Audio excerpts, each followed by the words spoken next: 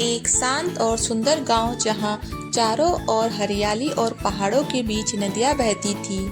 गांव का नाम सुखपुर था और वहीं पर एक नटखट और जिज्ञासु लड़की सिया अपने माता पिता के साथ रहती थी।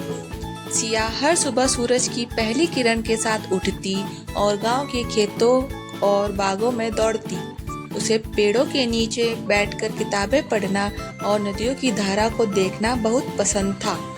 गांव के लोग खेती पर निर्भर थे, लेकिन कभी कभी सूखा और कभी बेमौसम बारिश उनकी मेहनत को व्यर्थ कर देती थी। सिया अपने माता पिता से देखती थी कि कैसे गांव के लोग इन समस्याओं से जूझ रहे थे। सिया का सपना था कि वह गांव की मदद करे और उसे समृद्ध बनाए। एक दिन उसने सुना कि पास के बड़े शहर में एक कृषि मेला हो रहा है। उसने अपने माता पिता से मेले में जाने की अनुमति मांगी ताकि वह कुछ नया सीख सके। सिया जब मेले में पहुंची तो उसकी आंखें चमक उठी। उसने वहां नए कृषि उपकरण, जल संरक्षण के तरीके और उन्नत खेती तकनीकों के बारे में सीखा। वह बड़े ध्यान से हर चीज को समझ रही थी। गांव लौटने पर सिया ने सभी गांव वालों को बुलाया और उन्हें नए नए तरीकों के बारे में बताया।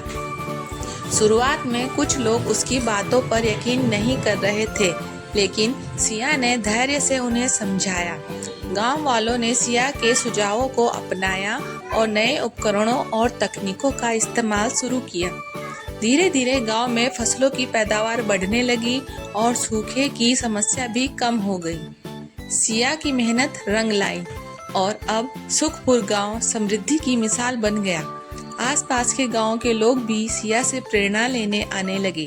सिया की समझदारी और मेहनत ने पूरे गांव का भविष्य बदल दिया।